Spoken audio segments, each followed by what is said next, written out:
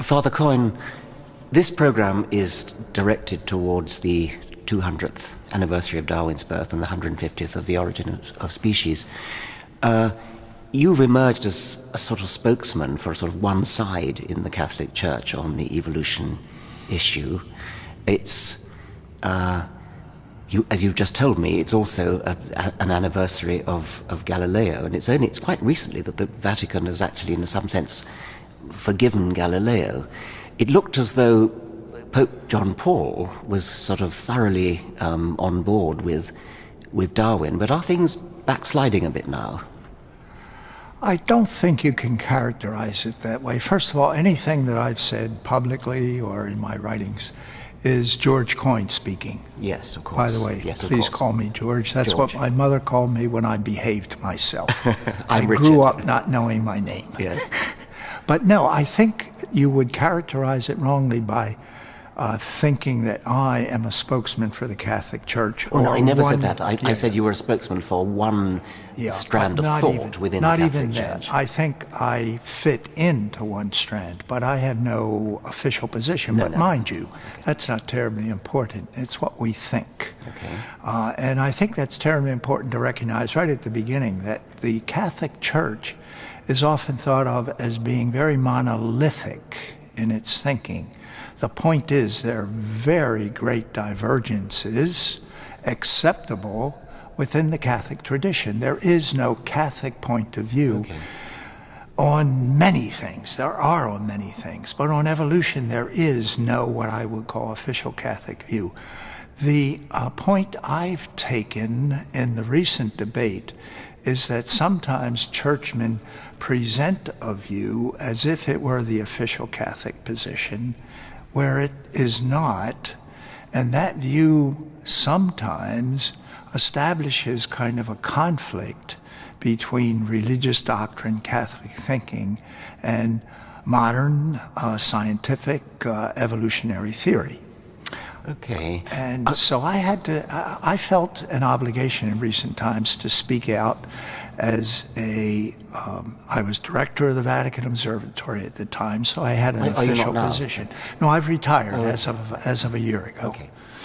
Could you then tell us what your own position as George Coyne is on evolution and intelligent design? Okay, my position as George Coyne, and I think it represents a significant number of Catholic scientists, is the following: that the best scientific explanation we have of the origin of the universe and everything in the universe, including all living systems and ourselves, is by what I call neo-Darwinian evolution.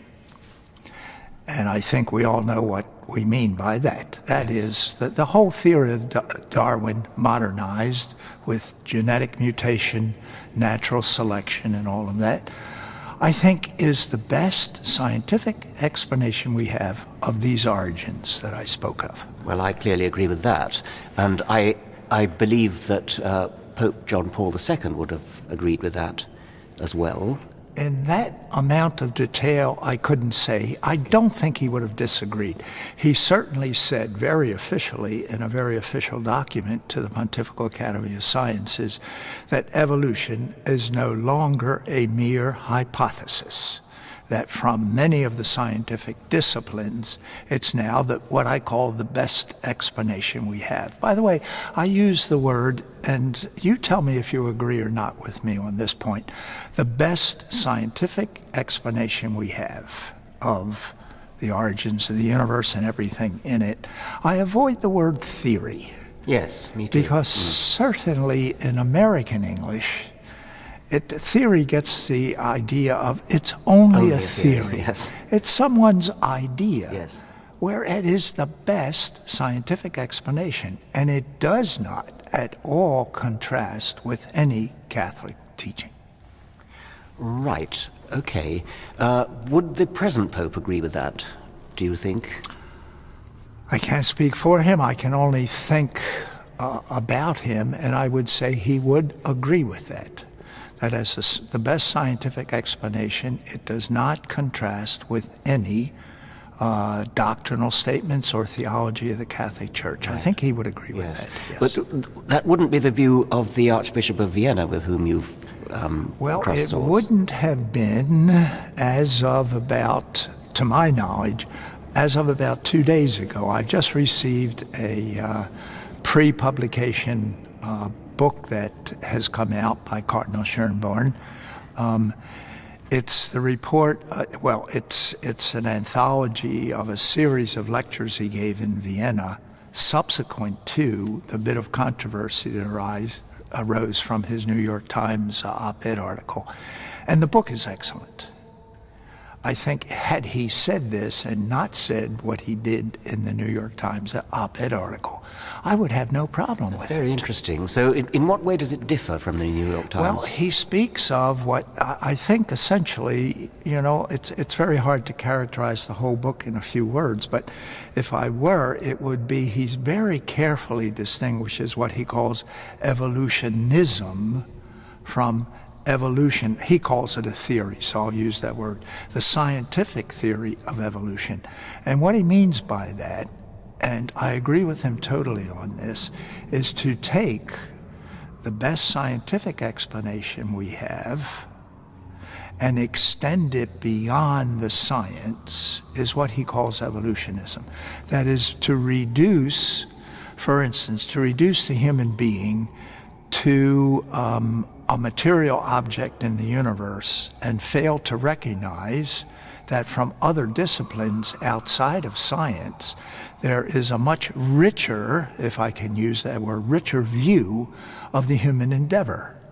That is, religion, culture in general, literature, poetry. I mean, the human being is not made of just what scientists discover the human being is made of.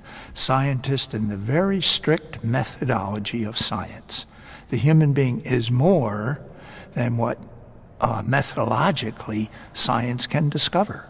If we're talking about poetry, which you've just mentioned, then there is a sense in which anybody would have to accept that that's true. However, there are many scientists who would say that there's nothing actually supernatural in the human makeup. Poetry is something which emerges from brain stuff in a way that we certainly don't understand in any detail. But I think I certainly would want to make a distinction between acknowledging that on the one hand and trying to bring in something supernatural on the other. The idea of bringing in something supernatural, I think, is a caricaturization of what religious faith is all about. A scientist or any other human being can accept or deny the supernatural. But what you cannot do is on scientific, strictly methodological scientific grounds, deny the supernatural. No, I think I agree you can't actually deny it, but isn't it then part of a very large population of things that you can't deny, for which there's no positive evidence? I mean, you can't deny fairies at the bottom of the garden, but neither of us take it seriously. So positive evidence is a key word here, I think. But is there any?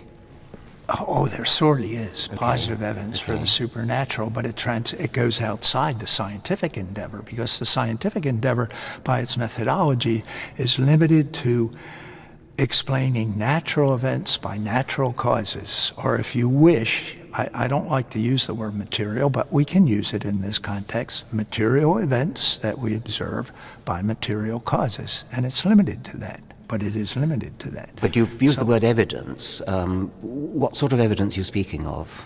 Well, I'm speaking of the whole traditions from, at least 2,000 years before Christ up until modern times, but the whole of Judaic Christian literature,